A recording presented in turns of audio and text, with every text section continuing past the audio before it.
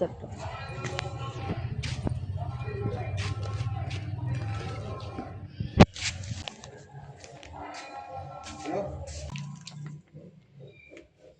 Hi hello ಶರಣ್ರಿ ಎಲ್ಲರಿಗೂ. ನಾನು ನಿಮ್ಮ ಕುಂದಾನಗರಿ ಕನ್ನಡತಿ ಅಕ್ಷತಾ ಬಸವರಾಜ್.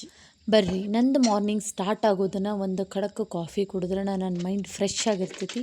ಸೊ ಒಂದು ಕಾಫಿ ಕುಡಿದು ನಾವು ಇವತ್ತಿನ ದಿನ ಸ್ಟಾರ್ಟ್ ಮಾಡೋಣ.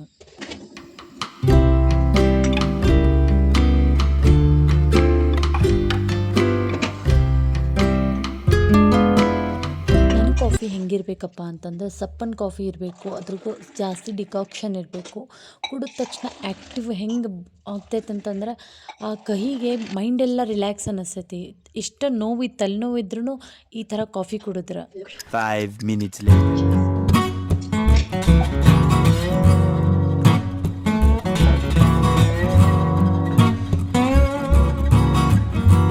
ಇವತ್ತು ನಾನು ಮಧ್ಯಾಹ್ನ ಅಡುಗೆಗೆ ರೆಡಿ ಮಾಡ್ಕೊಳತ್ತೀನಿ. ಅಂದರೆ ಚಪಾತಿ ಹಿಟ್ಟು ನಾದಿಟ್ಕೊಂಡು, ಅದಾದಮೇಲೆ ನಾನು ಕುಂಬಳಕಾಯಿ ತರಿಸಿದ್ನಿ ಜೆಪ್ಟೋಯಿಂದ. ನನಗೆ ಕುಂಬಳಕಾಯಿ ಪಲ್ಯ ರೊಟ್ಟಿ ಅಂದ್ರೆ ಭಾಳ ಇಷ್ಟ. ಎಷ್ಟಿಷ್ಟ ಹಬ್ಬ ಅಂದ್ರೆ ನಮ್ಮ ಮಮ್ಮಿ ನನಗಂತೂ ಕುಂಬಳಕಾಯಿ ದೆವ್ವ ಅಂತಲೇ ಅಂತಿದ್ಲು ಯಾವಾಗಾದರೂ. ಕುಂಬಳಕಾಯಿ ಪಲ್ಯ ಮಾಡತ್ತೇನಂತಂದ್ರೆ ಅದಕ್ಕೆ ಹಸಿ ಖಾರ ರುಬ್ಲಾರ್ದೆ ಹೆಂಗೆ ರೀ. ಎಲ್ಲ ಕಡೆನೂ ಡಿಫ್ರೆಂಟಾಗಿ ಮಾಡ್ಬೋದು, ಆದರೆ ಉತ್ತರ ಕರ್ನಾಟಕದಾಗ ಜಾಸ್ತಿ ನಾವು ಹಸಿ ಖಾರನೇ ಯೂಸ್ ಮಾಡ್ತೇವೆ. ಅದರೊಳಗೂ ಕುಟಾಣಿ ಒಳಗೆ ಕುಟ್ಟಿದ್ರನ ಅದ್ರ ಟೇಸ್ಟ್ ಬೇರೆ. ಈಗ ಮಿಕ್ಸರ್ ಒಳಗೆಲ್ಲ ಮಾಡ್ಕೊಬೋದು, ಒಂದು 5 ನಿಮಿಷದ ಕೆಲಸ. ಅದ್ರ ಮಿಕ್ಸರ್ ಒಳಗೆ ಮಾಡಿದ್ದ ಟೇಸ್ಟ್ ಬೇರೆ ಬರ್ತೈತಿ, ಕಲ್ಲಾಗ ಕುಟ್ಕೊಂಡಿದ್ದ ಟೇಸ್ಟನ್ನ ಬೇರೆ ಬರ್ತೈತಿ. ನಾನು ಇದನ್ನು ಇಟ್ಕೊಂಡ್ಬಿಟ್ಟಿದ್ದೀನಿ ಕುಟಾಣಿ. ನಂಗೆ ಏನೇ ಇದ್ರೂ ಇದ್ರೊಳಗೆ ಕುಟ್ಟಿ ಖಾರ ಮಾಡಿದ್ರೆ ನನಗೆ ಸಮಾಧಾನ ಅನ್ನಿಸ್ತೈತಿ. ನನಗೆ ಎಲ್ಲ ಪಲ್ಯಗಾಗಲಿ ಇದಕ್ಕಾಗಲಿ ಇದನ್ನೇ ಯೂಸ್ ಮಾಡೋದು. ನಂಗೆ ಅದೊಂಥರ ಡಿಫ್ರೆಂಟ್ ಟೇಸ್ಟನ್ನು ಸಪ್ರೇಟಾಗಿ ಬರ್ತೈತಿ. ಮತ್ತು ನನಗೆ ಎಕ್ಸ್ಟ್ರಾ ಹಿಂಗೆ ರೊಟ್ಟಿಗೆ ಹಚ್ಕೊಂಡು ತಿನ್ನೋಕ್ಕೂ ಭಾಳ ರುಚಿ ಅನ್ನಿಸ್ತೈತಿ.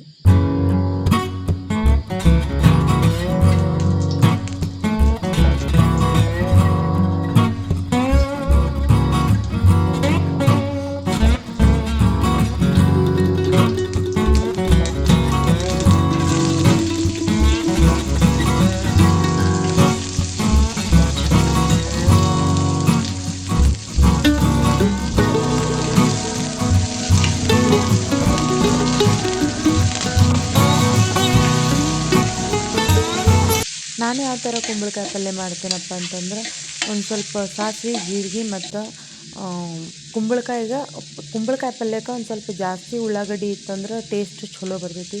ಅದಕ್ಕೆ ನಾನು ಒಂದು ಸ್ವಲ್ಪ ಜಾಸ್ತಿ ಉಳ್ಳಾಗಡ್ಡಿ ಯೂಸ್ ಮಾಡ್ತೀನಿ. ಅದಾದಮೇಲೆ ಕುಂಬಳಕಾಯಿನ ಒಂದು ಸ್ವಲ್ಪ ಸಣ್ಣಂಗೆ ಹೆಚ್ಕೊಂಡು ಅದನ್ನು ತೊಳೆದಿದ್ವಿ. ಮತ್ತು ಇನ್ನೊಂದು ನೀರಾಗಿ ತೊಳೆದು ಅದನ್ನ ಸಣ್ಣಂಗೆ ಹಾಕಿ ಒಂದು ಸ್ವಲ್ಪ ತಾಳಿಸ್ಕೊತೀನಿ.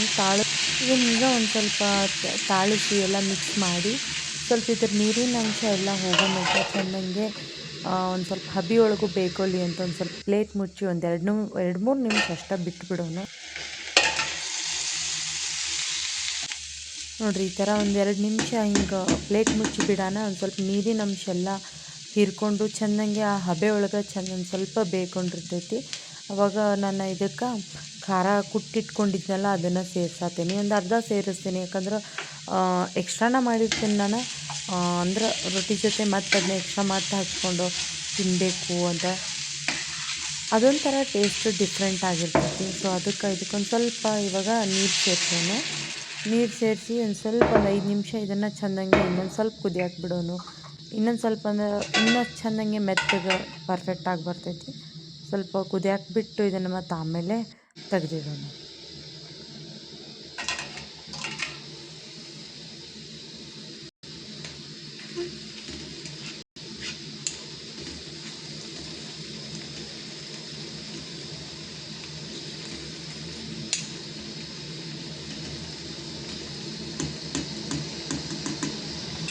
ಫೈನಲಿ ನಂದು ಕುಂಬಳಕಾಯಿ ಪಲ್ಯ ರೆಡಿ ಆಯ್ತು. ಇವಾಗ 1-2 ರೊಟ್ಟಿ ಮಾಡ್ಕೊಳ್ಳೋಣ.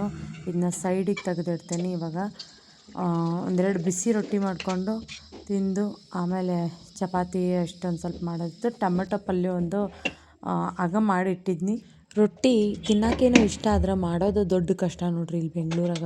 ಯಾಕಂತಂದ್ರೆ ನಾವೇನೋ ರೊಟ್ಟಿ ಏನೋ ಮಾಡ್ಕೊತಿದ್ದೇವೆ, ಬಟ್ ಇಲ್ಲಿ ಬಡಿಯೋದಂದ್ರೆ ಒಂದು ದೊಡ್ಡ ಕಷ್ಟ ರೊಟ್ಟಿನ. ಓನರ್ಗಳು ಕಿರಿಕಿರಿ, ಸೌಂಡ್ ಮಾಡಬೇಡ್ರಿ, ಎಷ್ಟು ಸೌಂಡ್ ಮಾಡ್ತೀರಿ, ಆ ರೊಟ್ಟಿ ಬಡಿಯೋದು ಸೌಂಡ್ ಅಂತಾರೆ ಇವರು, ಕಿರಿಕಿರಿ ಅಂತಾರೆ. ಅದು ಒಂದು ದೊಡ್ಡ ಟೆನ್ಷನ್. ಇಲ್ಲಿ ಬರೀ ಡಿಸ್ಟರ್ಬ್ ಆಕ್ಕೈತಿ, ಹಂಗೆ ಆಕ್ಕೈತಿ, ಹಿಂಗೆ ಆಕ್ಕೈತಿ ಅಂತ ಇನ್ನೊಬ್ರ ಕಡೆಯಿಂದ ಕೇಳೋದನ್ನ ಜಾಸ್ತಿ. ಆದರೆ ಇಷ್ಟಪಟ್ಟು ರೊಟ್ಟಿ ತಿನ್ಬೇಕಂದ್ರೆ ಒಂದು ಇಲ್ಲಿ ಲಟ್ಟಿಸ್ಕೊಂಡು ಚಪಾತಿ ಲಟ್ಟಿಸ್ದಂಗೆ ಲಟ್ಟಿಸ್ಕೊಂಡು ತಿನ್ಬೇಕು. ಆದ್ರೂ ಒಂದೆರಡು ಮಾಡ್ಕೊಳ್ಳೋದು ಸ್ಲೋ ಆಗಿ ಸೌಂಡ್ ಆಗ್ಲಾರ್ದಂಗೆ ಒಂದು ಸ್ವಲ್ಪ ಮಾಡ್ಕೊಳ್ಳೋದನ್ನು ಅದೇನರ ಆಗೋತ್ರಪ್ಪ. 2 ರೊಟ್ಟಿ ಮಾಡೋದನ್ನು ತಿನ್ನೋದನ್ನು. ಇಲ್ಲಂತಂದ್ರೆ ದಿನ ಪೂರ್ತಿನೂ ಅದು ಅನ್ನ ಉಂಡಂತೂ ಸಾಕು ಅನಿಸ್ಬಿಡ್ತೈತಿ. ಬರೀ ಅನ್ನ ಅದು ಉಣ್ಣಕ್ಕಾಗೋದಿಲ್ಲ. ಅದು ಹೆಂಗಾರ ಇರುವತ್ತು 2 ರೊಟ್ಟಿ ಮಾಡ್ಕೊಂಡು ತಿಂದ್ರೆ ಮನ್ಸಿಗೆ ಸಮಾಧಾನ ಅನಿಸ್ತೈತಿ. ಮೈಯಾಗಿನ ಜಡ್ಡು ಬಿಟ್ಟು ಹೋಗ್ತೈತೆ ನೋಡ್ರಿ 2 ರೊಟ್ಟಿ ಪಲ್ಯ ಇದಿತ್ತು ತಿಂದು ಅಂತಂದ್ರೆ ಸಂಜೆ ಮಟ್ಟ ಹೊಟ್ಟೆ ಕುಯ್ಯಾಡಿಸಿದ್ರೆ ಹೌದು ಅನ್ಬೇಕು ನೋಡ್ರಿ.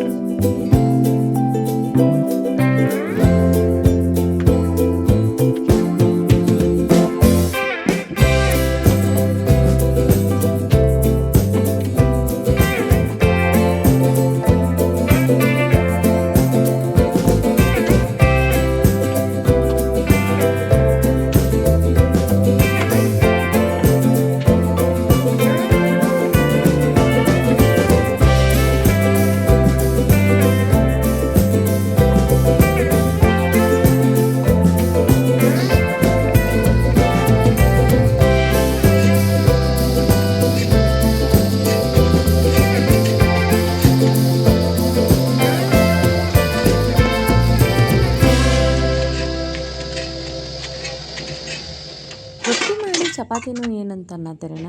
ಏನಿಲ್ಲ ರೀ, ನಮ್ಮ ಮನ್ಯಾಗ 2 ಥರ ನಡಿತಾವೆ. ನನಗೆ ರೊಟ್ಟಿ ಬೇಕು, ನಮ್ಮ ಮನೆಯವ್ರಿಗೆ ಚಪಾತಿ ಬೇಕು. ಹೆಂಗಾದ್ರೂ ಮನ್ಯಾಗ ಅದನ್ನೆಲ್ಲ ಸುಟ್ಟಿ ಐತಿ. ಸೊ ಅದಕ್ಕೋಸ್ಕರ ಮಧ್ಯಾಹ್ನ ಊಟ ನಾನು ತೊಗೊಂಬರ್ತೀನಿ ಅಂತ ಹೇಳಿಬಿಟ್ಟು ಇವಾಗ ಮಧ್ಯಾಹ್ನ ಅಡುಗೆಗೆ ನಾನು ಅವ್ರಿಗೆ ಚಪಾತಿ ಮತ್ತು ಟೊಮೊಟೊ ಗೊಜ್ಜು ಭಾಳ ಇಷ್ಟ ಅವ್ರಿಗೆ. ನಾನು ಟೊಮೊಟೊ ತಿನ್ನೋದಿಲ್ಲ. ಸೊ ಅದಕ್ಕೋಸ್ಕರ ಟೊಮೊಟೊ ಗೊಜ್ಜು ಮತ್ತು ಚಪಾತಿ ಮಾಡಿದ್ನಿ. ಅದನ್ನ ಪ್ಯಾಕ್ ಮಾಡಿಕೊಂಡು ತೊಗೊಂಡು ಹೊಂಟಿದ್ನಿ. ಕಾಲ್ ಬಂದಿತ್ತು, ಇನ್ನೂ ಬಂದಿಲ್ಲ ಅಂತ. ಸೊ ಅದಕ್ಕೋಸ್ಕರ ಇವಾಗ ಟೊಮೊಟೊ ಗೊಜ್ಜು ಚಪಾತಿ ಅವ್ರಿಗೆ ಪ್ಯಾಕ್ ಮಾಡಿಕೊಂಡು ಅವ್ರಿಗೆ ತೊಗೊಂಡು ಹೊಂಟಿದ್ನಿ. ನನಗೆ ಕುಂಬಳಕಾಯಿ ಪಲ್ಯ ಮತ್ತು ರೊಟ್ಟಿ ಮಾಡ್ಕೊಂಡಿದ್ನಿ.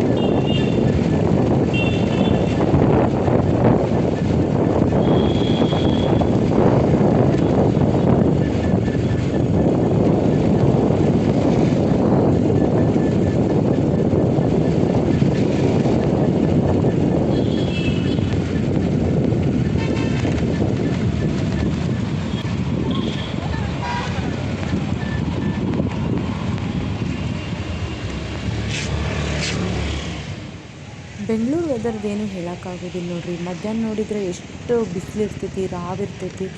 ಸಂಜೆಗೆ ನೋಡಿದರೆ ಎಷ್ಟು ಮತ್ತು ಕತ್ಲಾದಂಗೆ 4 ಗಂಟೆಗನ ಕತ್ಲಾದಂಗೆ ಆಗಿ ಮಳೆ ಹೊಡ್ಯಕ್ಕೆ ಚಾಲು ಆಕೈತಿ. ಏನದು ವಿಚಿತ್ರನ.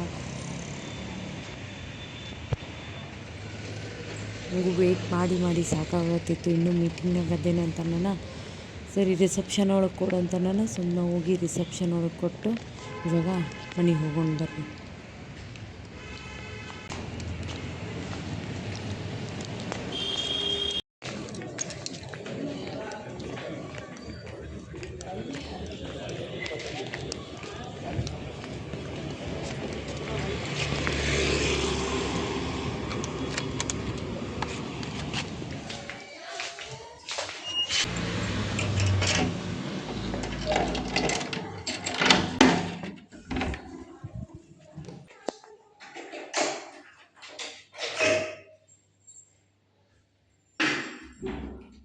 ನನ್ನ ಸಣ್ಣ ವ್ಲಾಗ್ ನಿಮ್ಗೆ ಇಷ್ಟ ಆಗಿದ್ರೆ ಪ್ಲೀಸ್ ಲೈಕ್, ಶೇರ್, ಸಬ್ಸ್ಕ್ರೈಬ್ ಮಾಡಿರಿ. ನಿಮ್ಮ ಪ್ರೀತಿ ಸದಾ ಹೀಗೆ ಇರಲಿ. Thank you. ಧನ್ಯವಾದಗಳು.